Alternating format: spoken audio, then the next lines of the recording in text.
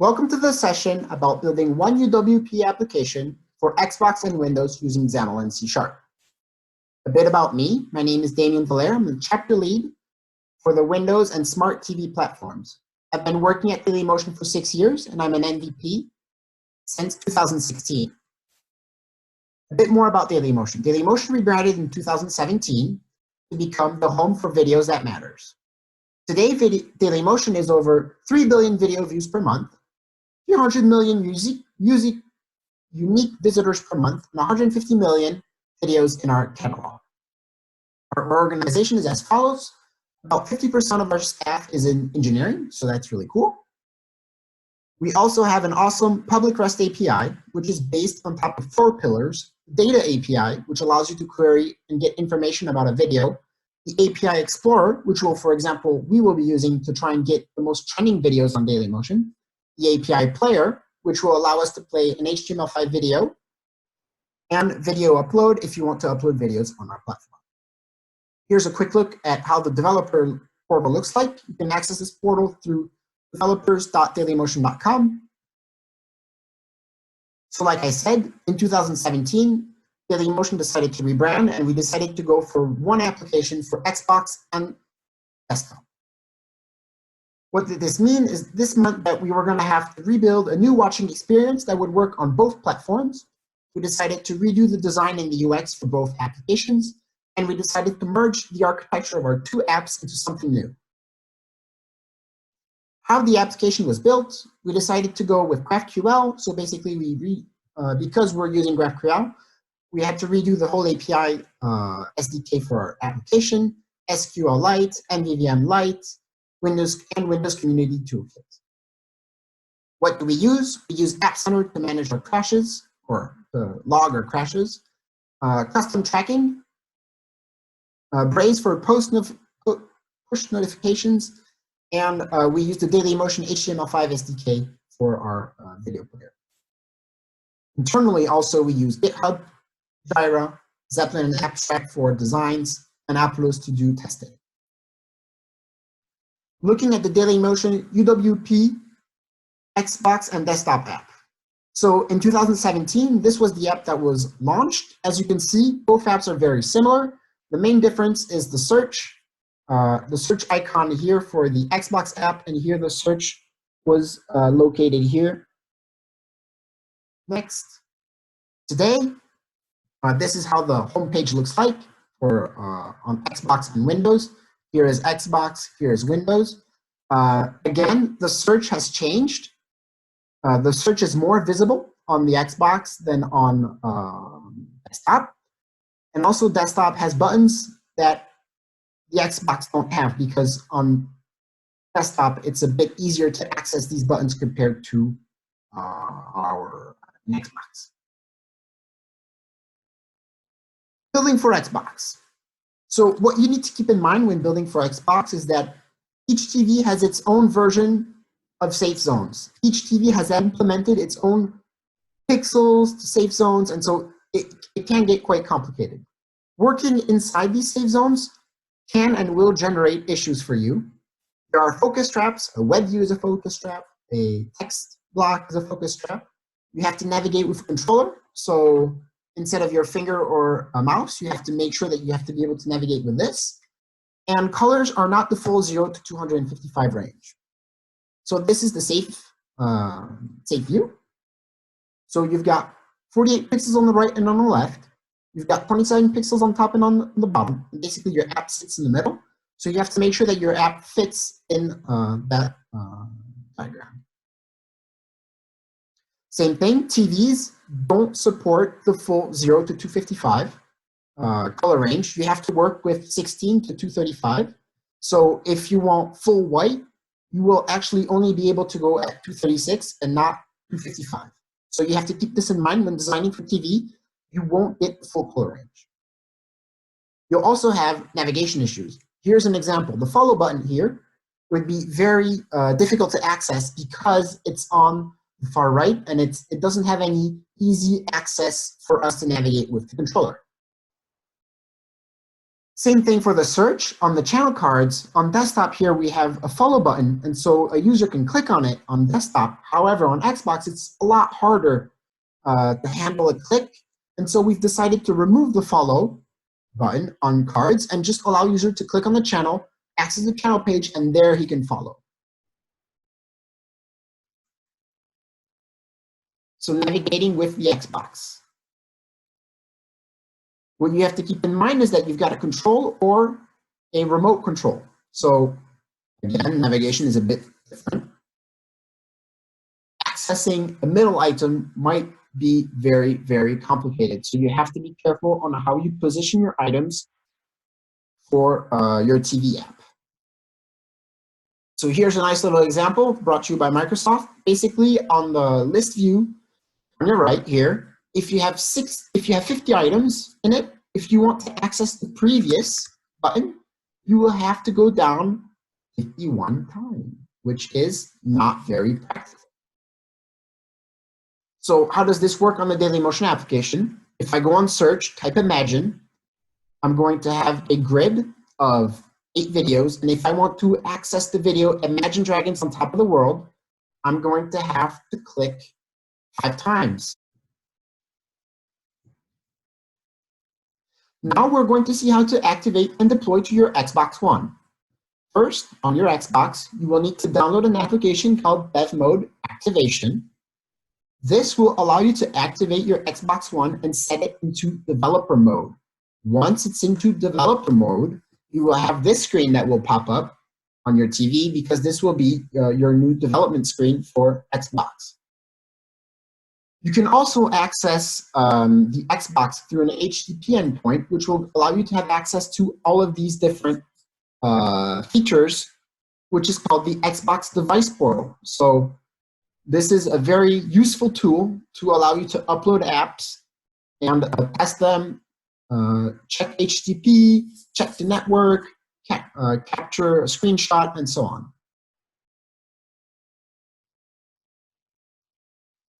So the moment we've all been waiting for, let's build the Dailymotion app for Xbox on our laptop. So what are we going to be doing? First, we're going to call an HTTP endpoint on Dailymotion. We're going to set up an MVVM architecture. We're going to use the HTML5 player. We're going to very simply build a UI that works on Xbox and desktop. And we are going to be using our Xbox controller on our laptop. So basically what has happened here is that I have plugged in my controller on my laptop through USB. So step 1, we're going to go over how to set up an MVVM architecture. We're going to see the different application setup. We're going to set up the HTML5 Player SDK. And we're going to get the app ready to be able to analyze when it's in Xbox mode or Windows mode. So let's get started with the step 1. Let's get this going. So in the application, the references that I'm using, so here I've got the Dailymotion SDK, which you can download on GitHub. I'm using Microsoft UWP Toolkit. I'm using MVVM Lite SCD10, and I'm using Newt.json. How to check if the application is running on Xbox or Windows, I'm using this little device helper that allows me to basically know what platform I'm running on. I execute this in my app.cs. This allows me to then see if I'm running on Xbox or a normal Windows app. So step 2, we're going to look at the application and see the HTTP endpoints, the HTTP models, HTTP service, and we're going to be using a JSON to C# to create our model, and we're going to have a look at the Dailymotion portal so that we can see how we can query the Dailymotion REST API. So let's start with the Dailymotion REST API. You can access the portal through developers.dailymotion.com/tools, API Explorer. So I've arrived here. I don't need to authenticate. This is a public REST API. I'm going to go for /videos. I want to get the trending videos, so I'm going to go for the sort parameter and set it to trending. And then I'm going to do the call. So here is my REST call, and here's the response. So here I've done the same call, but with different fields. So channel.name, ID, thumbnail URL, and title. This is the JSON that I get back. I'm now going to transform this JSON into a C# model, thanks to JSON to C#. Here we are. And now we can go back to the app and see that in my models, my root response object has a page, a limit, an explicit, total, has more, and a list. And in the list, I have my list of videos with channel name. Because the Dailymotion channel.name is a special property in JSON, you have to specify it here. Same thing for owner.username, and so on. Next, we're going to look at the related video API service, which is here, and the trending video API service. So again, dailymotion.com/videos with channel name, ID, thumbnail, title, and sort. I do my call, I get a response, and then thanks to make HTTP request, I format my response. So basically here I have new JSON that serializes the object. Going back to related. And now I'm setting it in a observable collection that I'll be sending back to my main view model.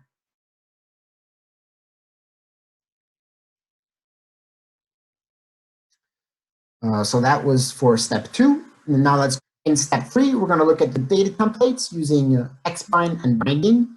We're going to start playing with the HTML5 player, the controller, and maybe go more in depth with the HTML5 SDK. So going back to the application on related videos, on trending videos, let's go over trending videos. So here's my trending video. We are now going to go in my main view. My main view is using an adaptive grid view from the UWP toolkit. So basically what happens here is that I set it a desired width, and depending on how my application is stretching, it's going to try and make the items fit.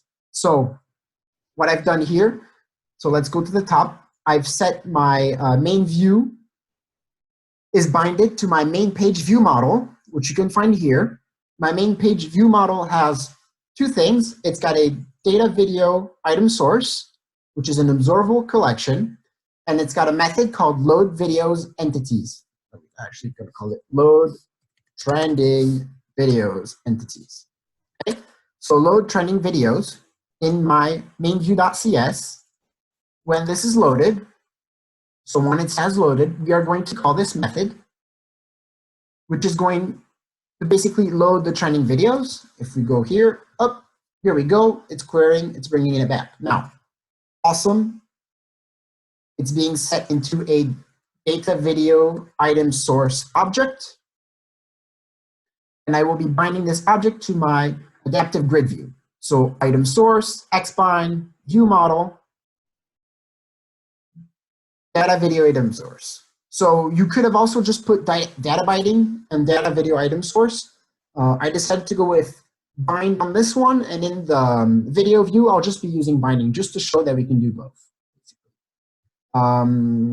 Data template. My data template is located in my styles. So it's right here. It's got a fixed height of 300. The image it's loading, and then I've got an xbind for the by and an xbind on the title. So because I'm mapping it to my item view model, if I go here and do this, go to definition, it'll directly bring me to my entity view model, which is pretty cool. And it's straightforward from there. So that's for the main view. Another thing that you need to know is that for Xbox, basically, there's no on tap event. It's only click events. So you need to make sure that your adaptive grid view has item click enabled, and that the event item click, when it's fired, that you are handling it in the background code and that you're calling the correct navigation. How we handle the WebView, the Dailymotion HTML5 WebView as our video player. So we have a My Player button in which we are going to set our WebView inside it. Why do we have to set it inside a button and not just on the grid, which we have right below, which is contained inside of the button? If I had put in it just this grid and not that when I set the player in this grid, the focus on Xbox is always going to be on the WebView, and so you're never going to be able to navigate anywhere. You're going to be stuck in that WebView. So putting the WebView in a grid that's in a button, it's the button that's going to have, it's the top layer that's going to have the focus, and so you're going to be able to navigate outside. So that's pretty cool. So let's see how the Dailymotion WebView works. So here, so we arrive on the video view CS. First thing first, you need to initialize the HTML5 player. By initializing the player, you need to give it a dictionary of string, telling it what you want it to do. So auto means autoplay. So I want the video to autoplay once it's launched.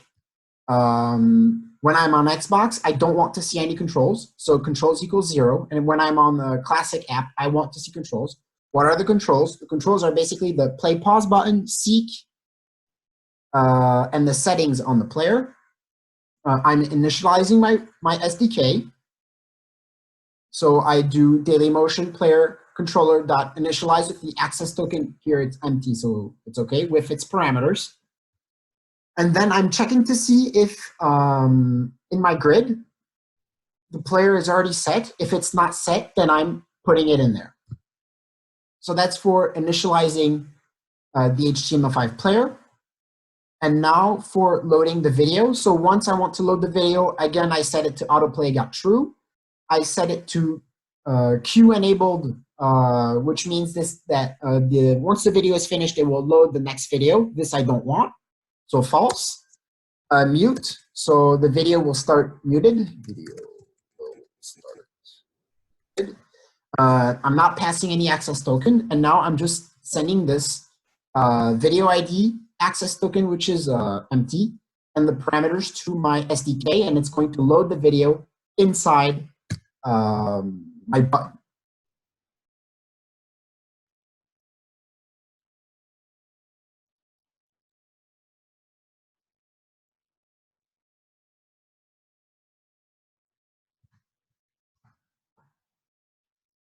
There you have it. So because I'm on desktop, I have access to the controls. If I were to force the application to be an Xbox, as follows. So I've gone back to my app.cs. When I'm initializing my device type, I'm overriding it and telling it it's an Xbox.